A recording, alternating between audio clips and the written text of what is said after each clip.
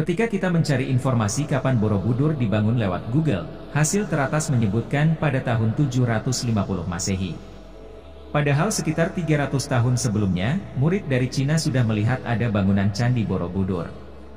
Lah ini gimana? Katanya baru dibangun tahun 750? Yang namanya sejarah adalah logika. Jika tidak logis, maka itu bukan sejarah. Karena, yang terpenting dari mempelajari sejarah, bukan sekedar mengetahui informasinya, melainkan untuk diambil kausalitasnya. Memang benar, Hindu-Buddha berasal dari India. Namun tidak benar, kalau situs-situs dan juga ajarannya di Nusantara Indonesia berdasar dari Hindu-Buddha dari India. Video ini adalah hasil telah kajian akademik yang dilakukan oleh Santo Sabapiliang, yang tengah berupaya meluruskan pencatatan sejarah yang telah dibengkokkan penjajah. Tidak sedang menyebarkan suatu ajaran, apalagi menistakan ajarannya.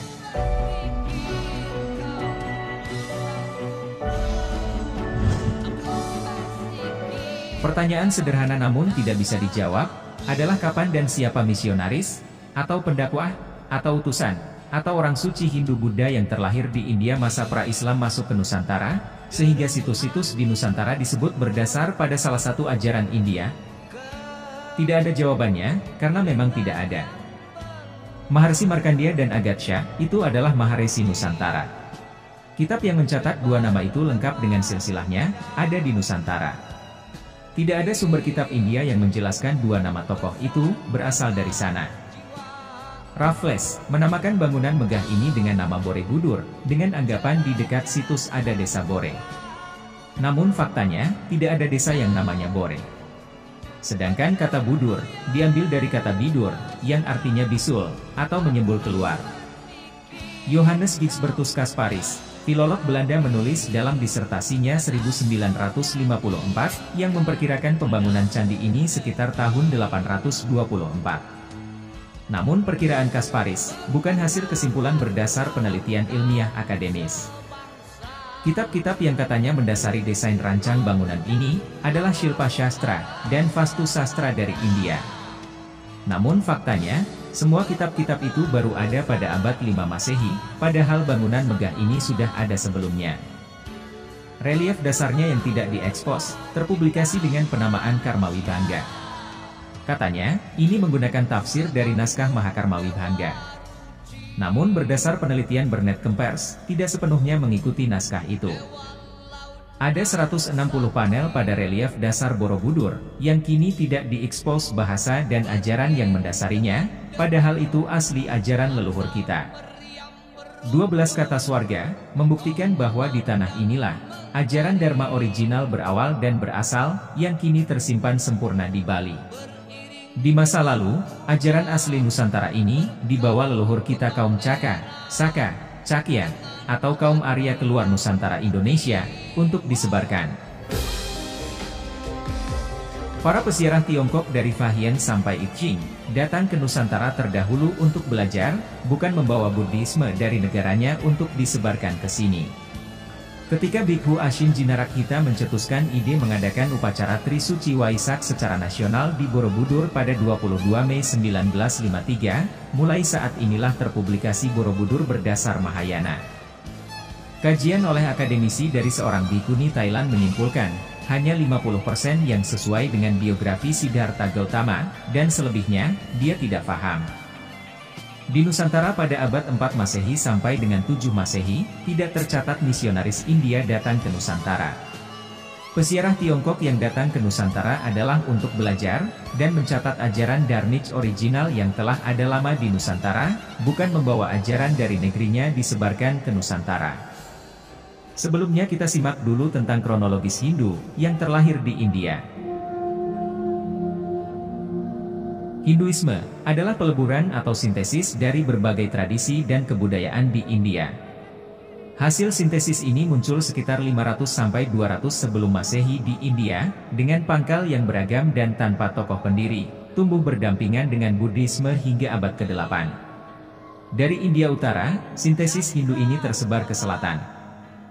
Akhir abad ke-18, kata Hindu menjadi istilah padanan bagi orang India yang bukan Muslim, bukan Sikh, bukan Jaina, bukan Kristen, bukan Buddha, mencakup berbagai penganut dan pelaksana kepercayaan tradisional yang berbeda-beda. Artinya, istilah Hindu itu sebagai antonim terhadap keyakinan lain. Kemudian kata Hindu dengan tambahan akhiran isme ditambahkan sekitar tahun 1830-an untuk merujuk pada kebudayaan dan agama. Istilah tersebut diterima oleh orang India sendiri dalam hal membangun jati diri bangsa untuk menentang kolonialisme.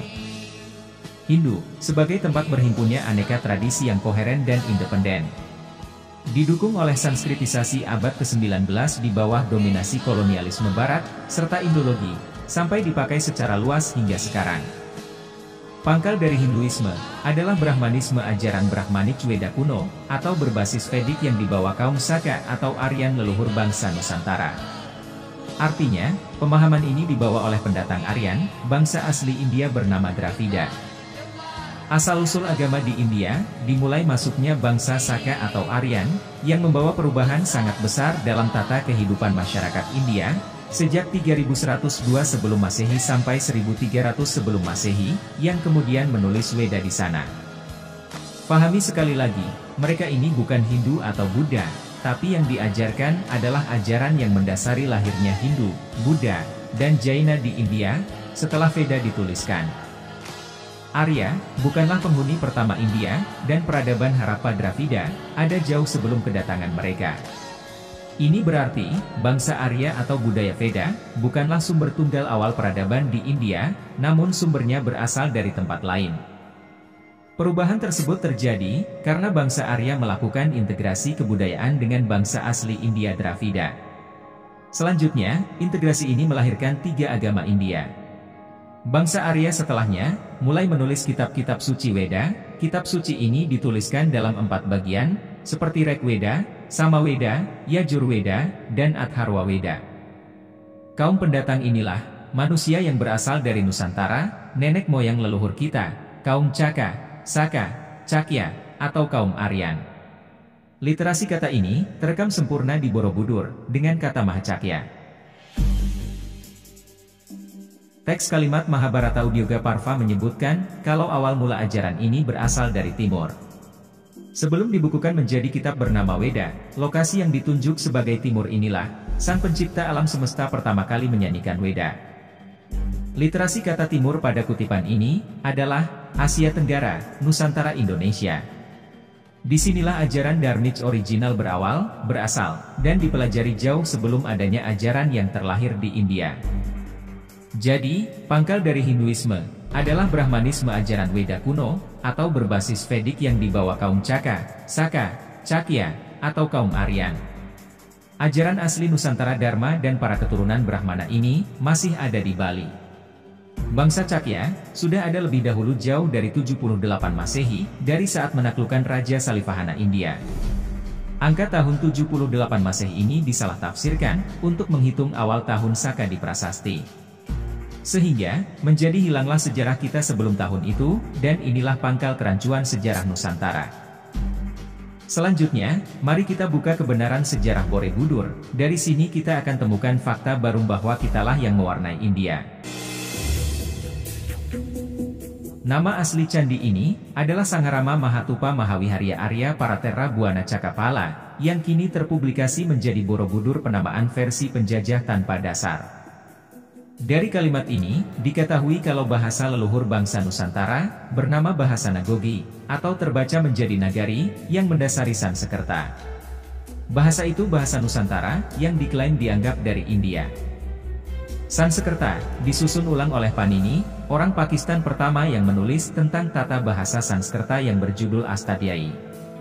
Buku tata bahasa Sanskerta ini memuat 3959 hukum tata bahasa Sanskerta, dan ditulis abad ke-5 sebelum Masehi. Artinya, Panini menyusun kembali tata bahasa Sanskerta, bukan dia yang membuat bahasa Sanskerta. Mari kita telah per kalimatnya. Sangharama, adalah tempat belajar atau pembelajaran Dharmij original di masa terdahulu, jauh sebelum abad 5 sebelum Masehi. Kemudian Mahatupa, Maha atau Mahe, berarti besar atau agung.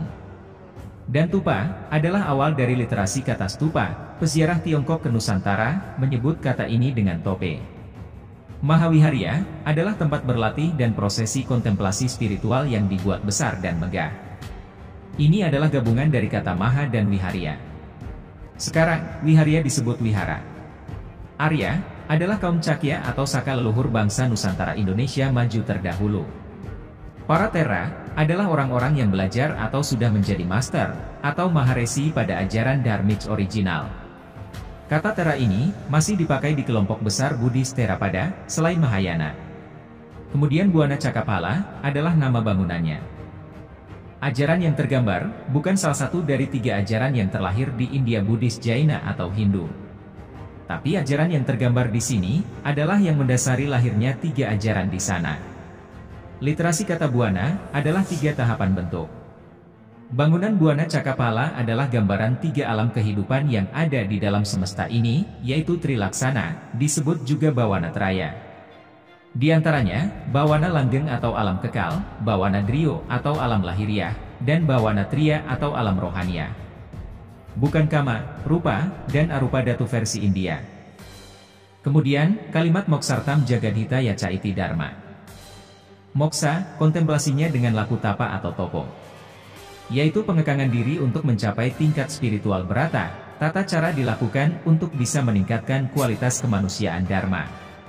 Alam kelanggengan, ialah alam suung, yang tidak mempunyai purwa dan wasana. Prosesi kontemplasi spiritual ini, tampil pada patung arca orang posisi duduk bersila di Borobudur, dan ini bukan patung Siddhartha Gautama. Topo Broto, kontemplasi spiritualnya adalah toponing jasad, toponing hawa nafsu, toponing budi, toponing suksma, toponing cahyo, dan toponing desang.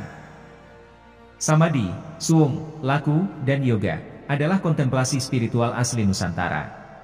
Jawa menyebut dengan topo broto, atau tapa brata untuk istilah daerah Parahyangan, Bali menyebutnya upasana, Sulawesi menyebutnya kamala, kalau sedang melakukannya disebut akamala, dan tapo atau batagak di Swarnadwipa atau Sumatera. Ada 12 kata swarga, ini asli milik kita bangsa Nusantara Indonesia, bukan tertulis kata nirwana. Literasi teks kata swarga, bersumber dari lontar geguritan Bima Swarga, yang difahami sebagai kemudian, yaitu alam suci persinggahan sementara bagi orang-orang yang berjiwa baik swarga loka. Ini bukti bukan Buddha, Hindu India. Swarnadwipa atau Sumatera adalah tempat awal sumber falsafah utama Dharma yang mendasari lahir dan tumbuhnya ajaran di sana. Setidaknya ada beberapa tokoh putra Indonesia terdahulu para Teran, jauh sebelum lahirnya 2 ajaran Hindu-Buddha di India pada abad 5 sebelum Masehi. Nusantara terdahulu adalah tempatnya belajar bangsa lain. Mereka melihat dan mencatat, menyalin, dan membawa pulang ilmu dari Nusantara, bukan membawa ajaran dari negerinya lalu disebarkan ke Nusantara. Dari buku perjalanan pesiarah Tiongkok Fahian disebutkan, dalam perjalanannya menumpang kapal besar, ia tiba di sebuah wilayah bernama Jawadwipa, di mana Brahmanisme berkembang. Fahian tinggal di Jawadwipa 2 tahun, dan berhasil mendapatkan salinan Vinaya Pitaka dari Mahisasaka Dirgagama, dan Samyuktagama Sutra juga Samyukta Sancaya Pitaka. Sebagai informasi, semua kitab-kitab ini tidak diketahui di tanah Han.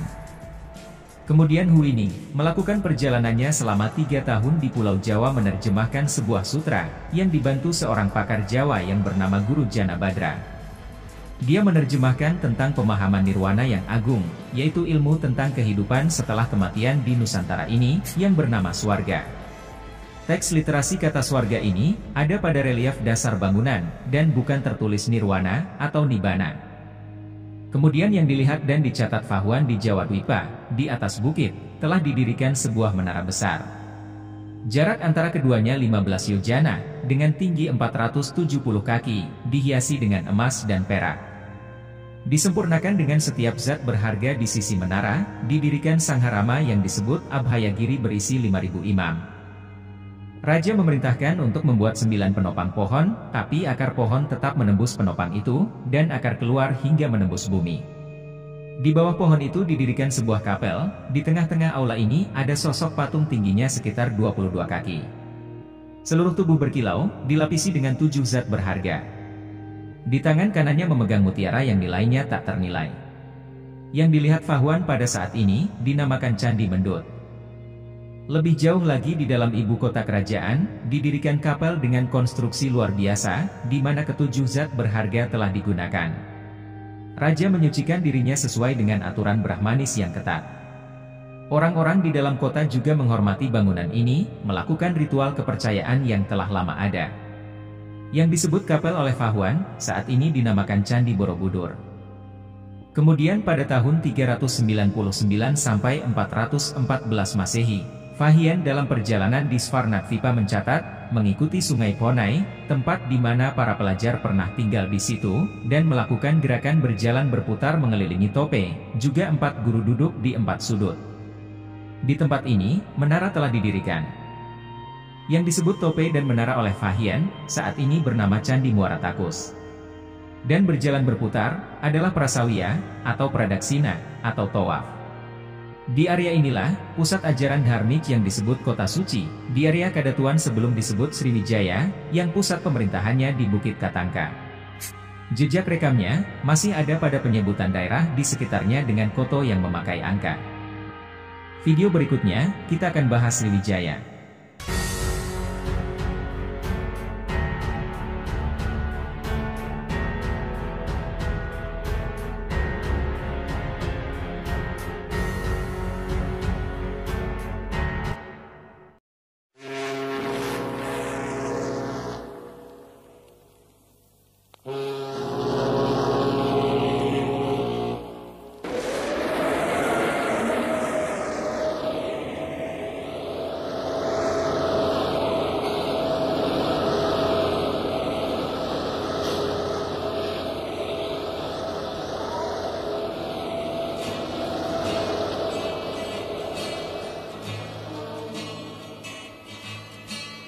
Di Kuning Cakrawala, di Merdu Sangkakala, di Biru Samudra, di Peki Elang Raja.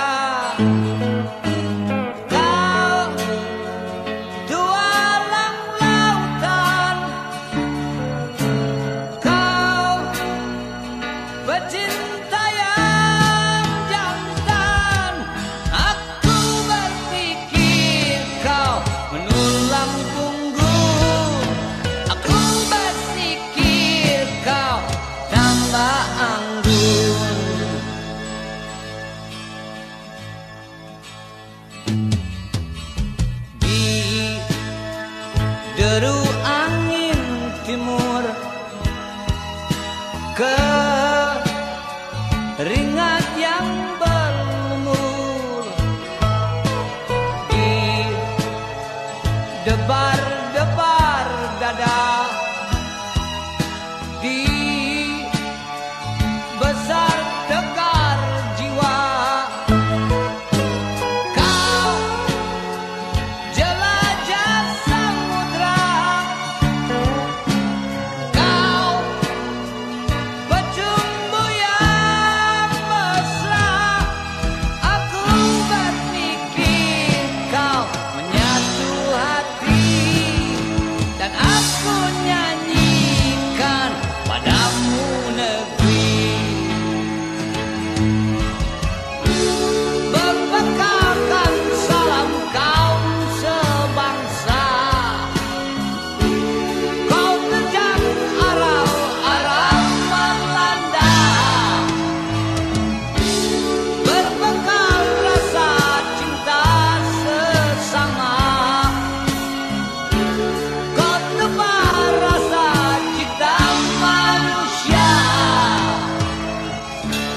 Seanggun dewa ruci, dewa laut nan sakti, beriring dengan dentum selaksa meriam beruntun, kau memandang mentari, beriring dengan puja berkalung kembang merah dengan hati yang putih. Wow.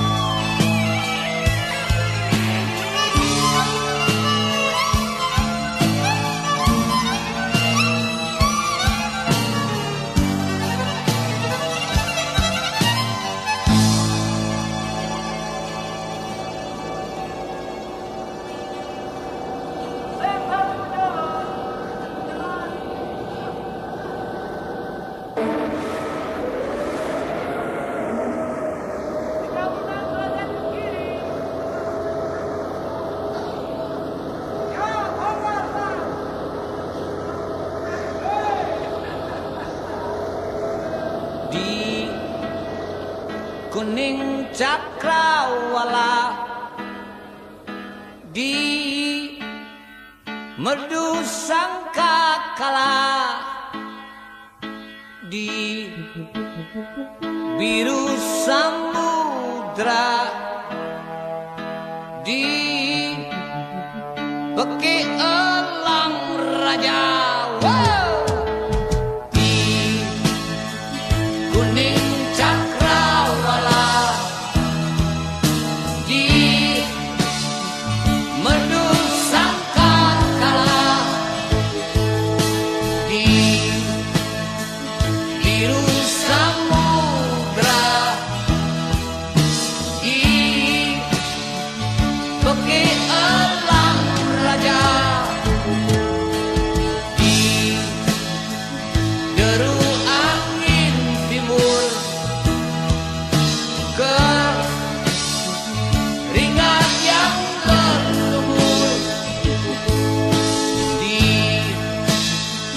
Jebar-jebar tiada, di besar tekar jiwa. Hey.